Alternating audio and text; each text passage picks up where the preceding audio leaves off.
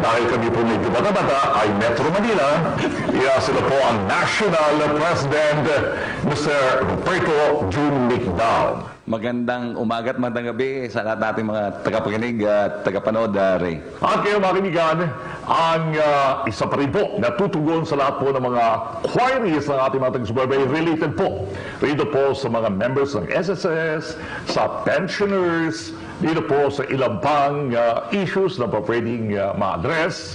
Narito po mga kaibigan ang chairman ng SSS, si Dean Amado Valdez. Magandang umaga ho sa lahat ng mga kababayan natin. And ngayon mga kaibigan, ang tutugon naman yan sa mga mainit na question related pa rin po sa MRT3. Nato po ang spokesman ng BURI. Ito po ang Busan Universal Rail Incorporated. At ang spokesman po nila, si Attorney Charles Mercado. Welcome po. Magandang pagbati po sa lahat ng mga tagapakinig at tagapanood ng Insider Exclusive. Naman, sino mga kaibigan, sabihin natin ang talakayan.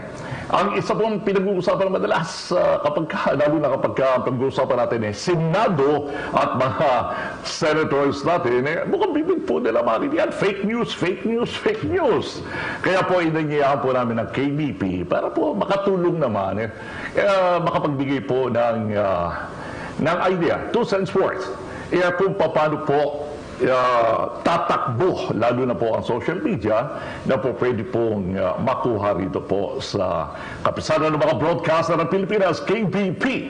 Alam po ninyo, to start with, ito'y dinatnang ko nito pa rin, June. Doon sa mga kwento ng mga sinauna, noong limitado pa lamang po ang istasyon ng radyo. Dahil lang isang magbabalita, halimbawa, si Neneng po, nadaplisan ng sakyan sa highway. Pagdating sa isang kanto, si Neneng, nadaplisan. Yung nakarinig doon, maglalakad. Ito yung tinatawag na radyo lakad. Maglalakad doon, sabihin, si Neneng daw, nahagip. Pagka narinig ng isa yun, mga ikukwento ro sa susunod na kanto, sabihin, si Neneng daw, nagbundol. Pagdating doon sa pang-apat naman, si Neneng daw, nasagasaan. Before you know it, yung pang-apang lima ang magsasabing si Neneng daw patay na. Okay, radyo lakad. Kaya mga kaibigan, na-invento po at tinatawag natin KBP Broadcast Code para maiwasan natin yung fake news. Mr. President, ilang years po natin binulo ito baro na kumpleto po itong Broadcasters Code na ito? Well, alam mo, Ray, yung KBP tinatag nung 1973. Yeah. When we started KBP, ang objective noon was really to promote self-regulation. Alam natin, yung 1973, kadideclare ng martial law, and the objective there was to let the practitioners police themselves, no? Kasi, and I think at that time, pabor din sa gobyerno na i-allow yung mga broadcasters na mag-self-regulate because it will soften the image of martial law at that time, na hindi nila kinikitil masyado yung media. So, yung KBP was established in 1973, and immediately nag-draft ng Code of Ethical Standards ang mga miyembro para mapalaganap nga itong self-regulation, no? Para maiwasan na yung pang-ihimasok or for lack of a better term ng government regulators. And it's been like that for the last 44 years. May nagsasabi bakit daw kailangan KBP, but ang practitioners and I think the public are happy na merong self-regulation ito. Kasi kung walang self-regulation, ang mangyayari is magkakasuhan sa korte. At alam natin, pag nakasuhan sa korte, it could take years before a resolution is arrived at, no? Sa KBP, ang kagandahan, at tayo mismo, kahit sinong magkaroon ng complaint against a station or against a personality in broadcast, pwede siyang magreklamo sa KBP. And the resolution of cases are siguro in a few weeks or at the most a few months, kagad ang kaso. And immediately, in fact, kung gusto nating matigil yung ganong klaseng pagpapahayag, pwedeng tigilin kagad ng KBP yun. Alam mo rin mga kaibigan, ito po ay revisiting actually ang simula ng KBP. Dahil kasi ng mga panahon yun, noong ako po ay field reporter, ang pinag-uusapan lang namin kadalasan doon, accuracy at saka scoop. Hindi pinag-uusapan ng fake news. Dahil hindi ka pwede magbigay ng tulad ng definition at saka tulad po ng pinaliwanag ni Ginoong Nick Dow, noon, kapag nagmamadali ka at wala kang verification, wala kang counter-checking, wala kang validation, ang mangyayari sa iyo yan, scoop ka nga, but later on, lalabas na mea culpa, ang tawag doon, I am sorry, sa public. Di ba? Yung isa, accuracy, maring late ng konti. Maring hindi ka masyado nakipag-compete doon sa nag-uunahan, pero accurate naman at credibility naman ang pinag-uusapan ng network. Hindi ba? Tama yun, Ray, no? In terms of accuracy, obviously nasa code natin yun. No? Ang nasa code natin, unless you verify it, you cannot broadcast it as fact, no? Meron naman tayong, let's say, kung nakasagap ka ng balita na hindi mo na-verify, meron paraan yan na hindi mo sasabihin na fact na yon, di ba? Parang ayon sa ano, pero hindi pa na-verify ito. Ganon ang ating panuntunan. You don't say this is a fact unless you have verification. In fact, may controls tayo dyan, Ray, di ba? Yung managing editor mo ng news, hindi niya dapat i-allow ma-air yung balita unless verified yung balita na yon. Kung if it's really of national importance and it's something that has not been verified, there is a caveat. You can say the caveat na meron tayong nahanap, hindi unverified pa to. And we're trying to verify it. Hindi mo sasabihin na eto na yon. Okay, I think ang fake news, I think ang pinag-usapan natin dito ay yung iba sinasabi as fact na. Although there was a hearing sa Senate nung isang araw, we sent our position paper there. Ang makikita mo sa traditional media, both in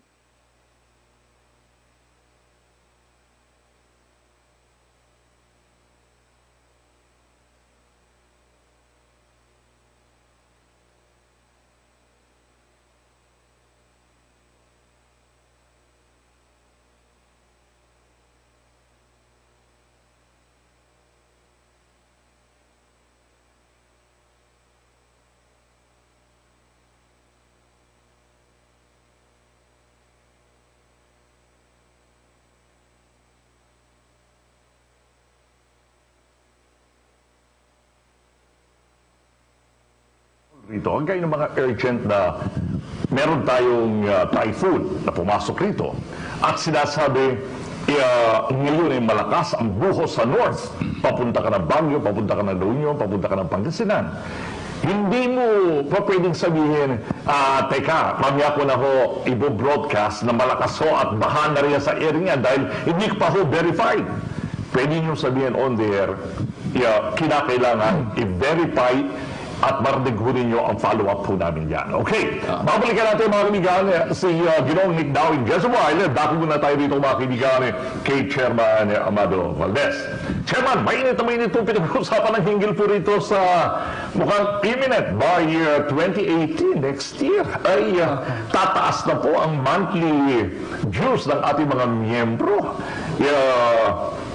Ano po ang mauuna rito? Yung pong nasa Senado na po ata itong supposedly issue ng collection, computation, pero meanwhile, mukhang naghihintay na po kayo ng executive order tungkol po sa bagay na ito. Bago ang lahat, kasamang Greg, gusto ko lang sumama dun sa usapan. Sige po. Napakaganda kasi. Kasi involved tayo lahat dyan sa fake news na yan. Alam mo what fuels itong fake news na ito? Itong culture of kampihan. Alam mo, if you are partisan, yung fake news, kung minsan hindi na nila ini-scrutinize. In fact, ini-exaggerate nga nila yan just to serve their purposes. Kaya we have become a divided nation because of this partisanship.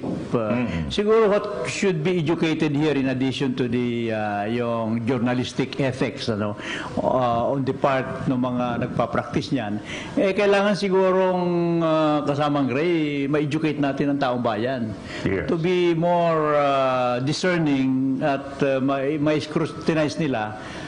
Iangat nila yung kanilang the way they process yung facts which are being bartered as true facts. With that, an intelligent and more informed citizenry can avoid that fake news. Kaya siguro, kung pag naalis natin yung partisanship, and then in the middle of that, ito mga nakikinig should be more discerning at na-evaluate nila. Ngayon, in addition to, in connection to sa tanong mo kasamang Ray, related pa rin po rin sa sinasabi niyo yan din. Yes. Kaya nga po, Kasi may mga- inangyayaan namin kayo rito para hindi magulat ang mga mamamayan, akala na fake news, yung increase po ng views monthly.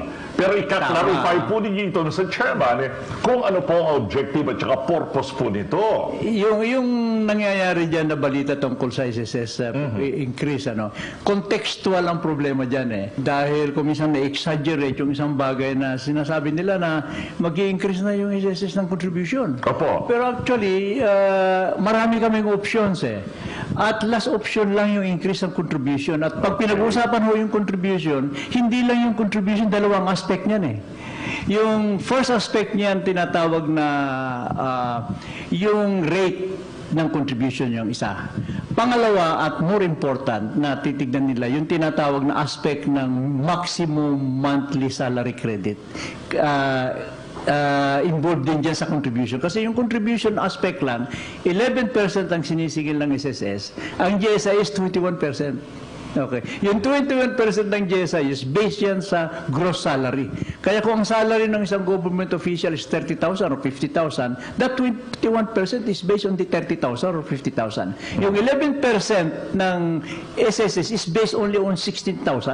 Kaya, halimbawa, si Paring Ray, tumatanggap ng 500,000 month, ang 11% doon based lang sa 16,000 mo Kunwari lang po yan. Kunwari lang. Hindi. Kaya yan sinasabi ko, example, kaya exaggerate ko. Kasi yung fake news, maraming ko yan Could be exaggerated, contextual. Kaya yung sinabi kong 500,000, magiging fake news niya doon sa kalaban mo. Pero RH lang ang pagbibigay. Ayan. Okay. Ngayon, Pero teka muna. In addition to that, yung tinatawag na monthly salary credit, kung i-increase namin yan, i-increase namin halimbawa sa from 16,000 to 20,000. So actually, hindi kami, yung purpose niyan is to cover as much employees as possible para sa dulo ng panahon na magpe-pension sila, mas malaki yung tatanggapin ko. Okay. Kunyari ako, ilalagay po ang aking sarili sa isang miyembro po ng SSS.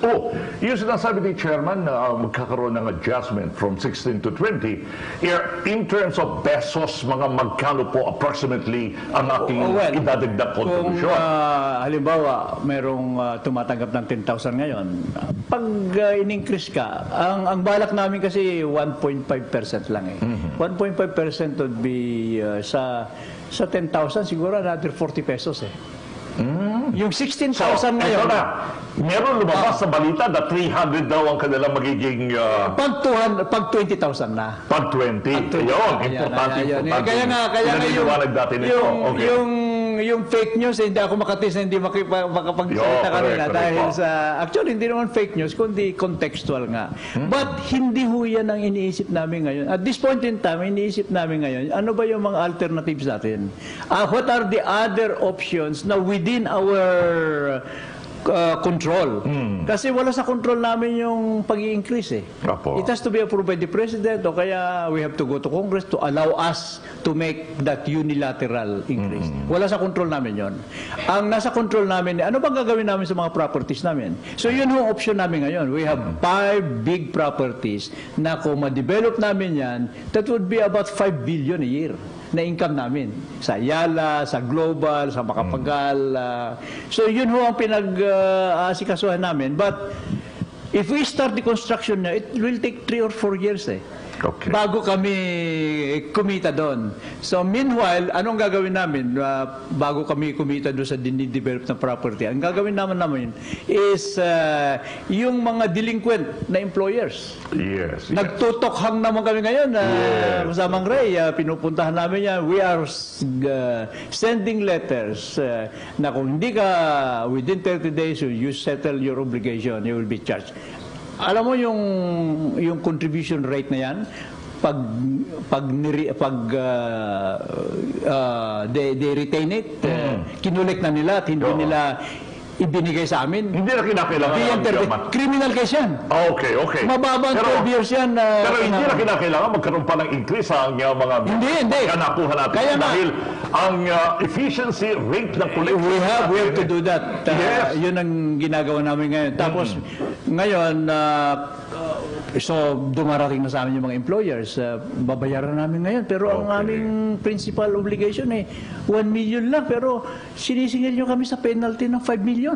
Actually, mas malaki yung penalty because 3% a month. Alright. So, sabi namin, sige, bayaran nyo yung principal, yung 5 million na penalty, pag-aralan natin. Dahil nagpunta kami sa Congress, we are asking Congress to allow us to condone o to restructure. At least meron naman kayo authority. Flexibility. We have to balance it.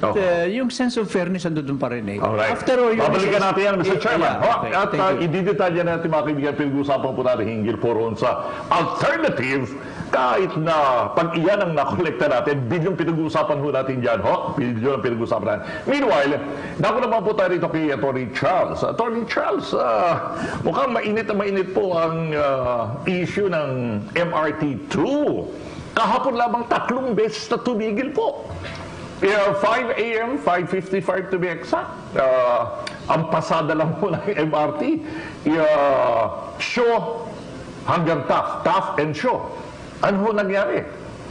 After ng few hours, 8:32 to be exact, nagkaroon na ng problema rin sa may southbound po ng Cubao. Pagkatapos, nagkaroon na naman sunod ang problema pangatlo. Yung bago naman na po. Ano po, whatever is happening, Mr. Buri, dito po sa MRT2. Maganda po yung tanong nyo, Sir Ray. Sasakay na rin ako sa fake news. No? Kasi biktima kami ng fake news. No? Ganito po yan. Hindi ko na sasabihin nga fake news yung 3 beses na pagkakatingin. Ganito po yun. No? Kasi ang pinapalabas, kami yung may kasalanan. Okay. No, ganito po yan. No? Bigyan ko po ng halimbawa. No? Sasabihin, for example, nung 2016 daw, nung nag-assume kami, hanggang 2017, ito yung total na glitches o yung pagtigil ng train. No? Okay. Pero hindi nila sinasabi na napapababa na namin. Kasi ang katotohanan po niyan, kahit nung unang taon pa lang ng MRT, nung year 2000, hindi pa kami yung nagsiservisyo noon. No? Ang glitches ng MRT, 1,492 na. Ang average po niyan, 3 to 4. Yung sinasabi niyo, per day. Ganun din po yan. No? Hindi yan nawala simula nung unang taon. No? Kaya lang, balik mo na muna ako sa fake news. No? Ang sinasabi nung nagko-comment galing sa gobyerno, ang total glitches na ng simula nung busan, 3,000 something. Hindi niya pero sinasabi na kung ikukumpara mo sa konteksto ng 2015, bago sila umupo, bago nagsimula ang busan, napapababa na namin. Unti-unti. Roughly in this year, mga 17% na compared to 2015. Ang rate namin ng ng pagbaba. Ngayon, hindi namin alam kung anong motibo nung nagkakalat ng half news, half truth. Kasi half truth is also fake news. Yes, yes. No? Okay. Kunyari po, sagutin ko yung sinasabi mo, Sir Ray, na pagtigil. Hindi naman lahat ng pagtigil kasalanan ng busan. Actually, marami po dyan ang may kasalanan, yung design at saka yung reles. Okay. For example, Pero the point na kayo po ang maintenance, the point na kayo po ang provider ng mga piyesa, kayo po ang mekaniko, kumbaga, ng sasakyan, kayo po ang tatawagan ng tao, kayo po ang kakausapin ng tao. yes, Sir Ray. Oo, kung bakit Ganito ang nangyari- kontrata namin. Opo. Ang kontrata namin, walang nakalagay sa kontrata namin na to make the glitches disappear. Kasi kahit yung gobyerno, kahit yung kontrata namin recognizes that the glitches will appear. Okay. Sabi nga namin, ang rate nga niyan, kahit nung simula, 3 to 4 a day. Kaya lang, ang trabaho namin is to fix. Okay. Matanong ko po sa inyo, Attorney, bilang representative po ng Buri. Ang madalas na pinag-uusapan po yung 4 na sakit. Ano po? Yung axle, yung traction, yung signaling, aircon, kung sabagay, aircon, kahit sino naman Ganito po yun. problema. Pero Unahin ko na yung isa-isa aircon. lang po. Unahin natin yung aircon. Yung manufacturer ng aircon, kagaya nga ako sa general overhaul contract namin, sinabi na kasi yung usage natin sa mga bagon overloaded. So yung indicated loading para sa aircon is hindi tugma para sa less number of people inside.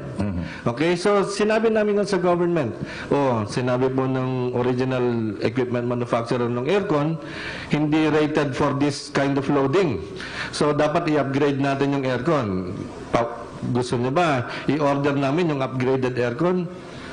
For a long while, hindi nag-decide yung government. Pero finally, nag-decide siya na huwag. Okay. So, yung rating ng aircon natin talaga ngayon is less than what is what is needed for the loading. Second, yung sa signaling, nakalagay sa kontrata namin na for all ATP-related glitches, hindi kami pe-penalize. Okay? So, hindi sinasabi rin yan ng gobyerno. Lahat ng glitches, biniblame na lang sa amin. Hindi namin alam kung anong motibo niya. Pero actually, nakalagay sa kontrata namin, among others, until ma-replace yung signaling, until magkaroon ng total replacement ng rails, accepted kami sa glitches ng rails. Common observers po, ano po exactly yung function ng signaling? Paano po ito? Ang signaling kasi, ito yung sistema na nagpe-prevent na magbanggaan ng mga tren. Okay. Kinokontrol niya yung Napakahalaga pala distances. yung role niyan. Okay. Opo. I-replace na yan dapat. Okay? Kaya lang, we are in the process of getting the approvals from the government regarding the replacement of the signaling. Kaya lang, until ang nakalagay nga sa kontrato namin. Pero ito hindi po pwede i-compromise po pagka binagin po yung Nag-work naman po. Nag-work. Kaya improve. Kakabahan ho ang publiko nito. Kung ito ang role nito, umiwas doon sa banggaan ng mga...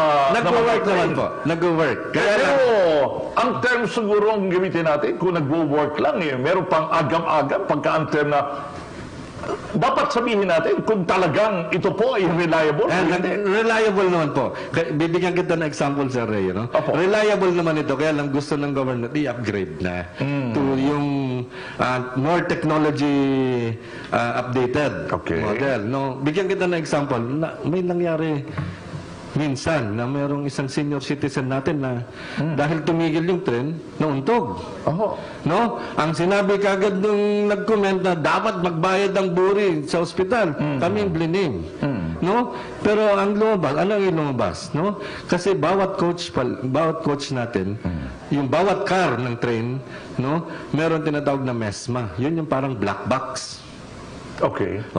Ang lumabas sa black box, yung train driver, passed a red light. Tapos yung indicated speed dun sa section na yun, not more than 10 to 20 kilometers per hour lang. Eh, ang speed niya at that time was 36 kilometers per hour. Speeding din siya. Babalikan na, Tony. Sumesenyas ng aking crew. Pero importante ito, pag-uusapan natin yung road, mga kaibigan. Pag-uusapan natin yung coaches. Sapagkat ang sinaservisyon niya ata, umaabot na ng 540,000 daily ng mga sumasakay dito sa mga coaches dito ng MRT2. We'll be right back. Maglipasan po ng ilang paalala. Stay tuned. Insider Exclusive will be right back.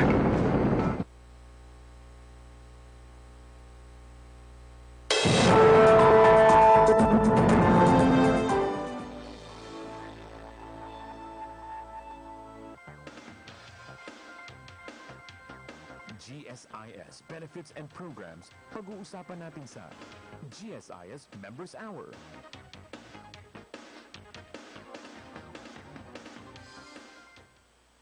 Kung may emergency ka,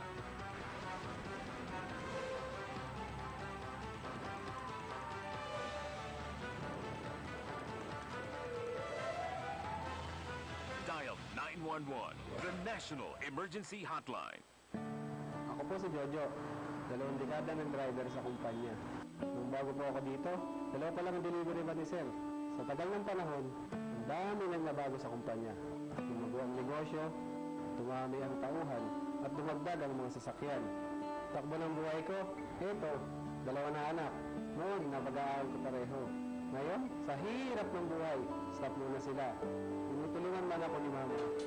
Sa bahay, kuryente, tubig, pagkain, halos kulang pa. Kaya magkapatid, nagtitinda na rin para makapag-aaral. Sa bagong tax reform law, wala nang buwis si Jojo. Ito'y karagdagang 10,000 pesos kada taon para sa kanyang pamilya. Maaaring hindi malaking halaga sa iyo. Ngunit para kay Jojo, malayo na ang mararating nito. Change equals chance, pagkat napakaraming buhay ang pwedeng umarangkada sa tax reform law.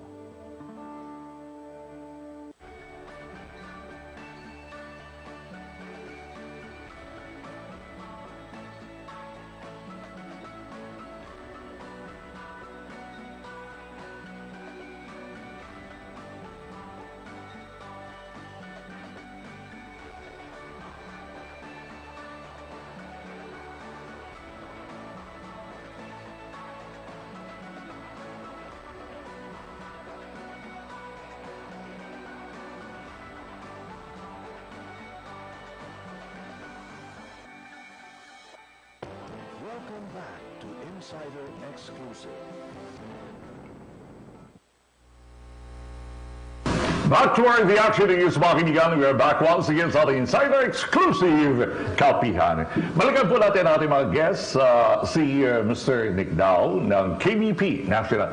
Alam po ninyo, recollection ko po, parin June, when I was with DCRH, basta't umupo ka sa isang commentary program, umupo ka sa isang public affairs program, hindi ka basta makakaupo pag hindi mo alam ang broadcast code. Dahil hindi lang dapat maging knowledgeable doon sa topic o issues, but alam mo yung code. Hindi po ba, Mr. Junig daw? Tama yan, parang Ray. No? In fact, sa ating panuntunan, anyone that goes on the air, anyone na nagsusulat, pati nga cameraman required to take an exam, yung ating tinatawag na accreditation exam.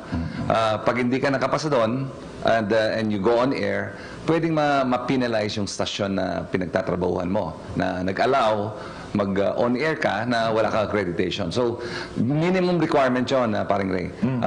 So, tama ka, lahat ng miyembro ng KBP networks and stations will have to require all their personnel that go on air, write news or whatever, mga writers sila, pati cameraman nga, as I said, they will have to undergo accreditation para alam nila kung anong panuntunan natin sa KBP. Okay. Para dadagdag ako, paring Ray.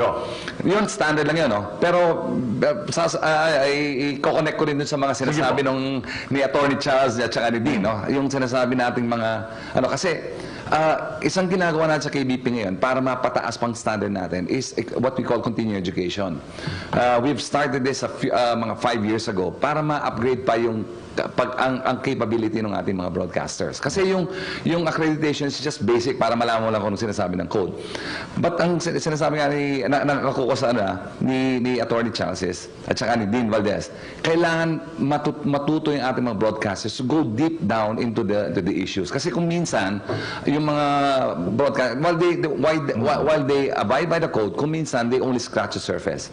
Ang sinasabi natin, they have to go down deep into what the issues are. No? Hindi lang yung marinig mo, yun na, broadcast mo na. But you have to go deep. You have to ask more questions. In fact, yung ating continuing education is not just about news report and all that. We're also now offering investigative journalism courses for our members. So we go around the country and train our broadcasters that go on air to be more equipped with these skills. Yeah, tama po yung description na yun ni President Nigdao, mga kaibigan. Yeah, we adhere sa standards po ng code, ng broadcast journalism code. Alam mo ninyo, yung pag-upo, especially live programs, no po, hindi gawang biro, no? Be it public affairs, be it commentary, editorial, or newscast. Sa side ko lang po, mga kaibigan, isang good example na nangyari na po ito, no? Actual incident sa isang major network.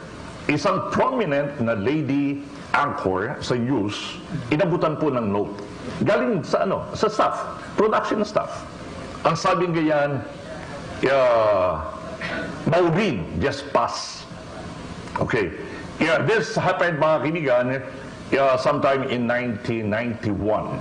I'm speaking of the story of double murder ng mga panong yun, Maureen husband, if you may remember, at saka isa pang guy na baril din, ano?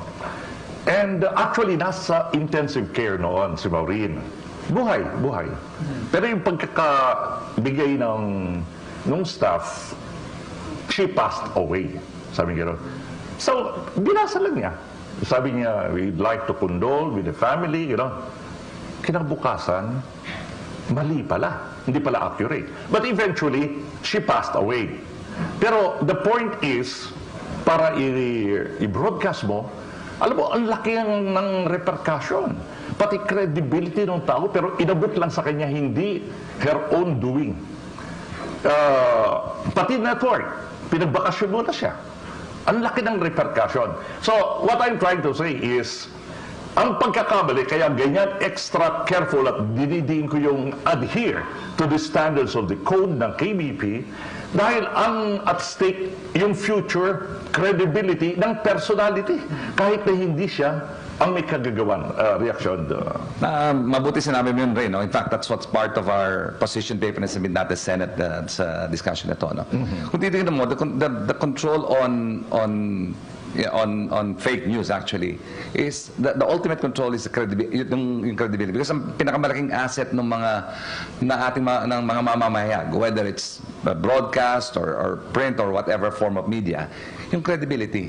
Pag nawalan ka ng credibility, wala na yung negosyo mo, you will lose your audience. Yeah. So what we said in that position paper is you don't even have to pass a law, because if you're not credible, pag hindi ka na credible sa mata ng iyong mga nakikinig o nanonood na nagbabasa, hindi ka na pa-follow, di ba? They will abandon you, and that's the ultimate punishment for you, so to speak, no? So so naging position namin doon, hindi na kailangan, because meron na tayong mga self-regulatory and it's been working. You don't have to pass a law to control what's going on air. Di ba, parang Ray? Okay. Ang ngayon, ituloy ho natin kay Chairman, kay Dean Navarro Valdez, yung pinag-usapan natin kaya.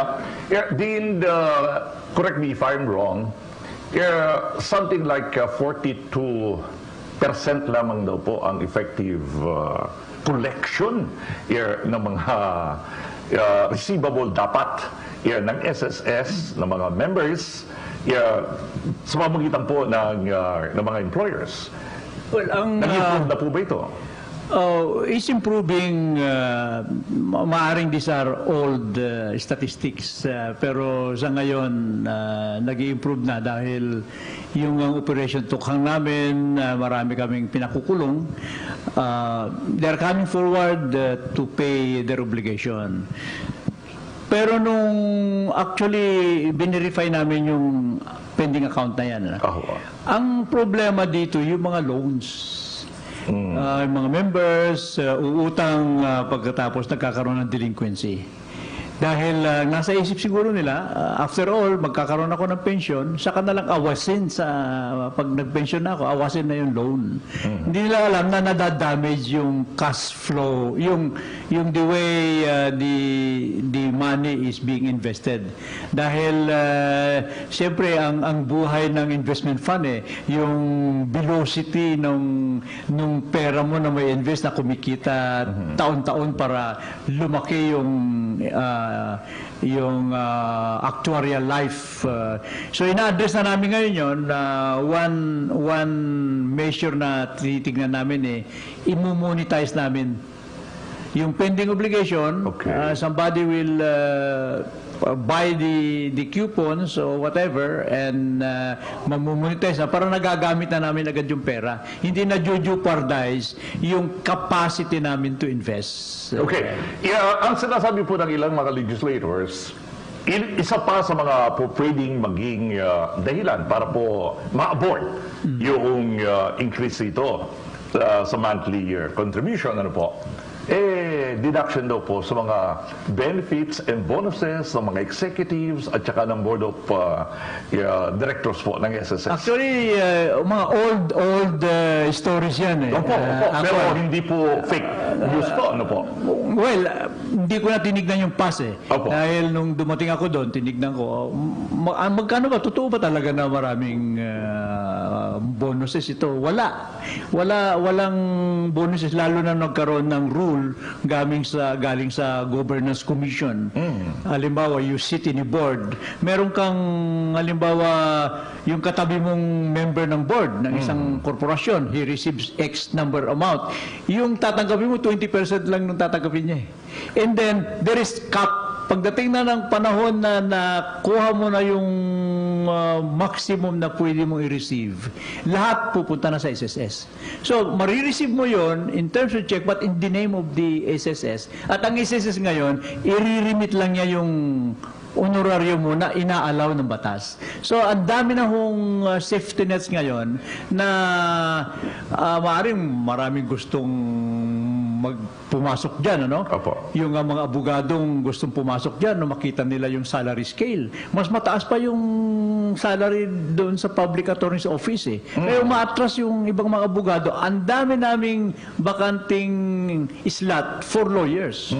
Na hindi namin fill upan sapagkat wala sa standard yung salary na ibinibigay namin sa mga lawyers. Yeah, tama po ba yung understanding, Chairman, na itong increase nito hindi naman intended dahil tataas ng 1,000 a month Hindi. ang mga pensioners at mga senior citizens? Walang relasyon doon sa pag-increase ng dahil pension. maliit lang ho sila, hindi ba? Maliit lang ho yun But actually, gusto lang natin i-enhance. It's not a question of actuarial life Ang aming ina-address dyan, pag halimbawa, yung sinasabi ko, yung from 16,000 magiging 20,000, ina-address natin yung i-enhance namin dahil maraming benefits namin gustong ibigay Right now, just right now, we are studying yung tinatawag na unemployment insurance.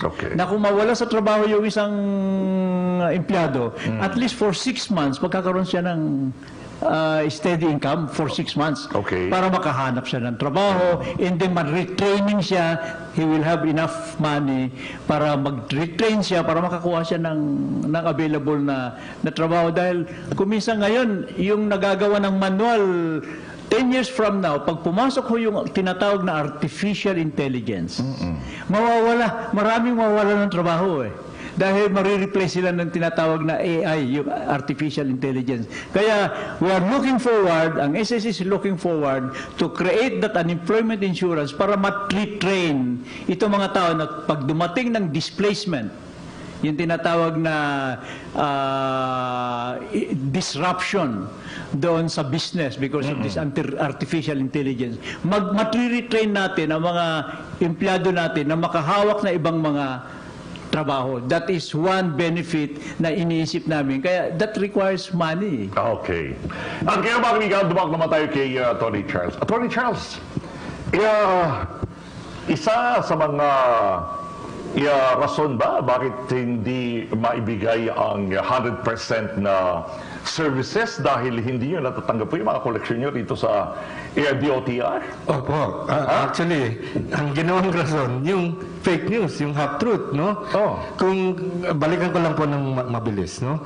Actually, hindi lang kami yung biktima ng half-truth na fake news na binibigay lang yung total na glitches mula nung nagserbisyo kami. Okay. At hindi sinasabi na actually napapababa na namin yung glitches. Kasi naaalarma yung publiko. Yung mananakay, unduly alarmed. Okay. Ang nakikita lang nila yung total. Hindi nila nakikita yung context na nababawasan na pala. Kasi kung ibibigay mo yung context na nababawasan, ma-assure sila na nag-i-improve na yung system. Okay. Follow doon sa akin sinabi po.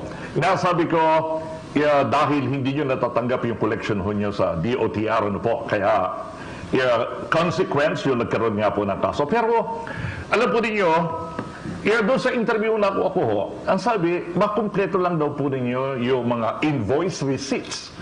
Makakakolekta na po kayo. At saka patunayan lang daw po ninyo na yung sinasubmit po ninyong documentations galing po sa mga rig parts, attorney. Mukhang merong gray area po rin sa like itong Bombardier, na supplier po ng mga parts. May claim po riyan, sabi, linawin ko po, galing sa mga original na parts. Linawin ko po. Opo. No? Marami po dyan sa mga parts na wini-withhold sa amin. No? Actually, ang issue po ng payment, nagtatalo kami. Kasi sabi namin, ang billing namin for services rendered. Ang nasa kontrata, dapat mag-akyat kami ng at least 18 trains during peak hours, at least. No? Nagagawa naman namin. Hindi kami dapat minimeasure on the basis of spare parts. Ngayon, puntahan din po natin yung spare parts. Ang nakalagay po sa kontrata namin, i-meet yung specs, yung specifications. In fact, marami dyan sa spare parts na binili namin, bago pagdating sa warehouse ng MRT, ini-inspect na yan ng engineers ng government. Pumapasa yan sa specs. Tapos i-install, no? Ginagamit na. Bago i-install po, magkakaroon ng second inspection. Tapos everyday mayroon pang third inspection bago iakyat. So lahat po ng parts na yan pumapasa. Kaya lang ayaw lang kami bayaran dahil kulang daw ng certificate of origin. No, yan ang pinakamalaking Tama po ba yung kumukolekta po kayo ng 54 million? Yun po yung billing. Sa services lang po? Services rendered. Hindi po. Services rendered po yan. Opo. Yan po yung bid amount namin kasi yung budget actually lower than that. Services na dapat tumakbo. Yes. Ang mga train. 18 trains per day. Kaya mga karagdagang katanungan tayo rito, makikinig na magagali po sa ating major panel. Narito si Ginoong Jerry Corneo. Jerry! Tanong ko lang po, dito po sa una-una po kay President Junic daw ng KBP, ay isusunod-sunod ko na po. Ano pong opinion nyo sa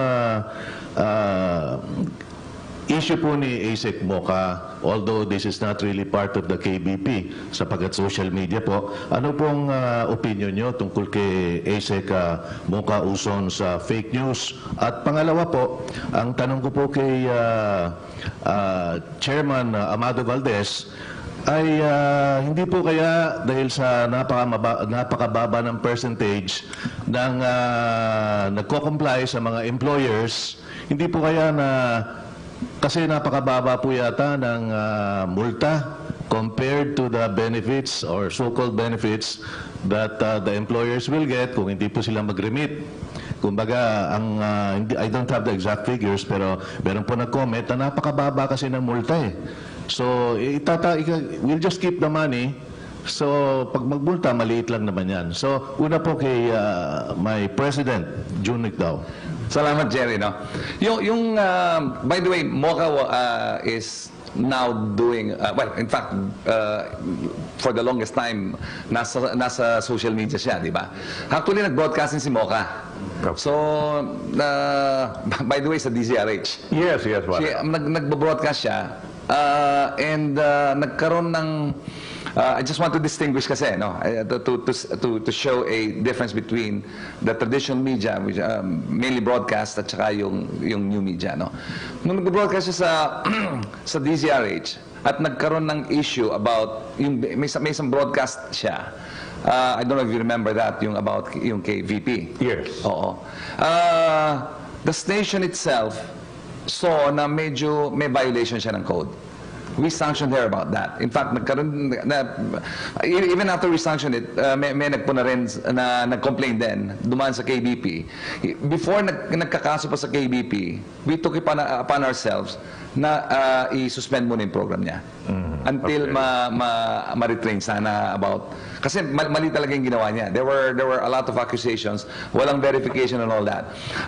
We admit merong konting shortcoming yung stasyon nun.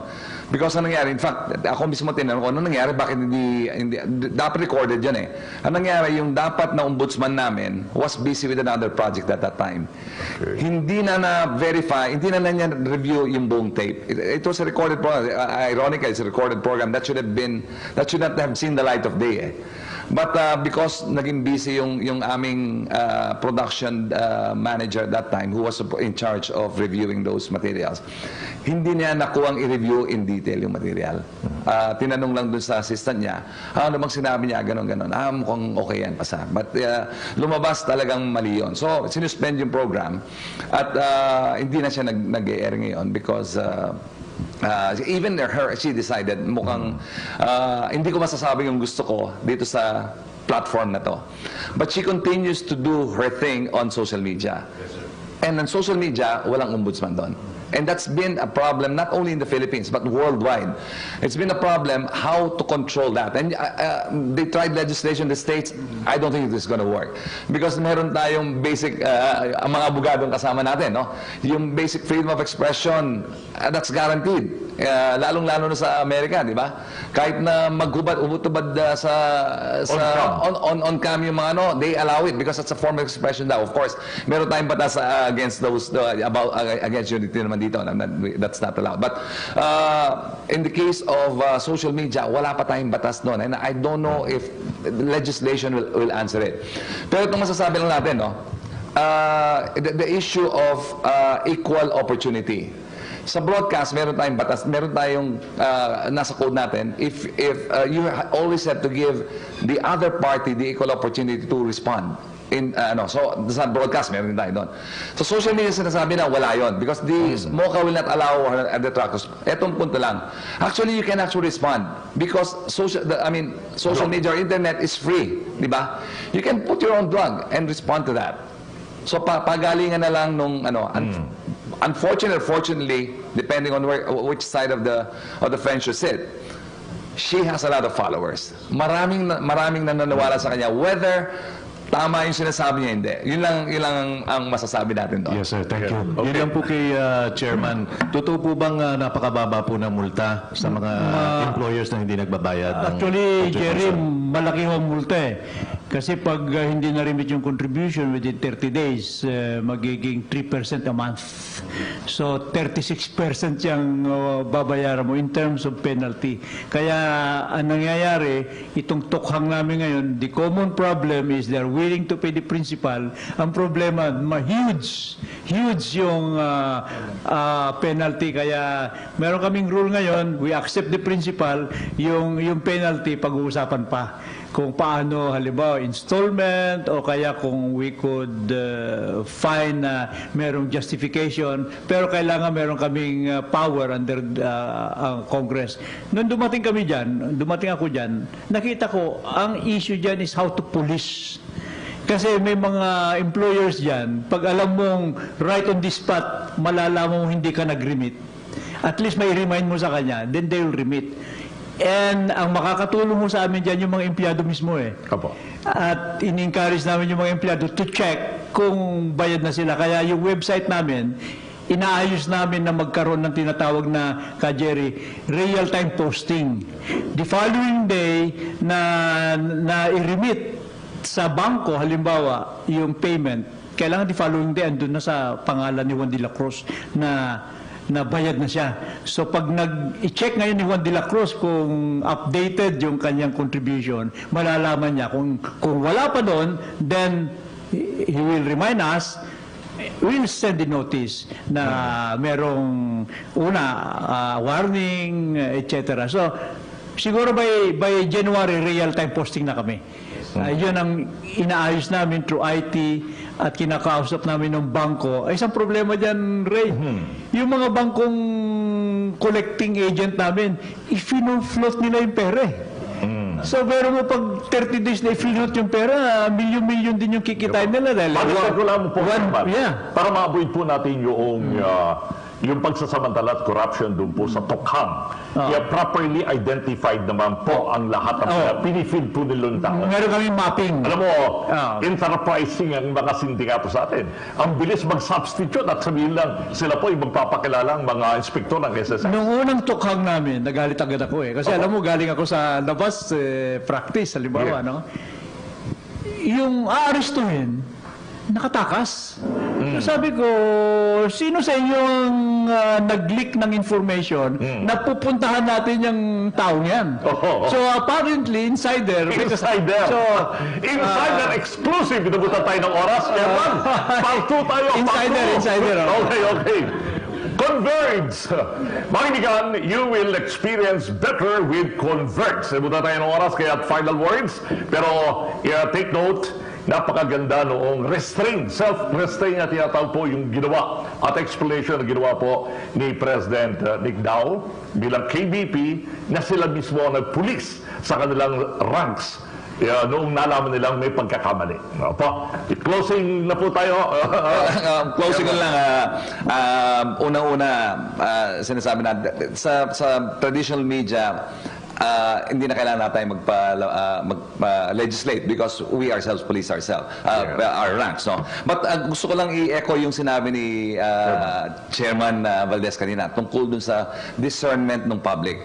I think it's importante yon na especially yung na sa social, kasi sa broadcast at saka print, we can trust na talagang na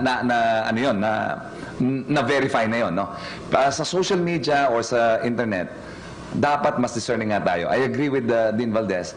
Sa mga ating kababayan, paalala natin, whatever you read, kailangan don't take that as truth. I think you have to verify kung totoo o hindi yung nababasa niya sa social media.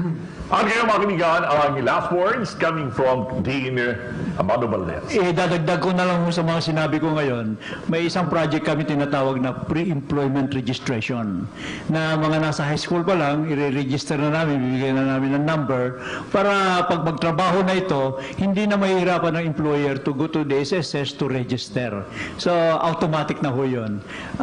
Magiging maganda yan sapagkat yan ang nagiging common problem, lalong-lalo na yung kasambahay law, na ang problema ng employer sa bahay, gusto naman niya i-register itong kasama niya sa bahay, wala naman siyang time na magpunta sa SSS, wala naman birth certificate itong bata. So, with this pre-employment registration, masusolve na ho lahat yung problema yan.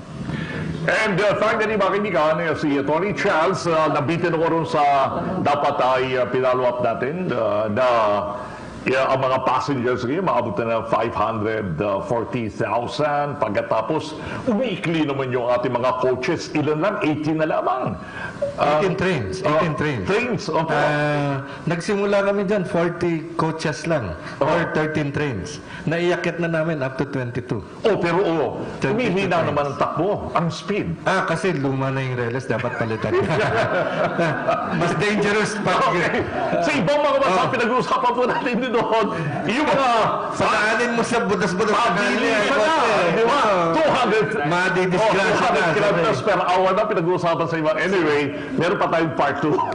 Pwedeng bang mag-last word? I-reassure ko lang yung general public at riders na although sinasabi nila yung total glitches na inabutan na namin unang taon pa lang ng MRT, napapababa na po namin yan. Kahit hindi sinasabi ng mga nagko-comment, napapababa na namin. So rest assured that we are complying with our contract, no? And we hope that we can improve the system further.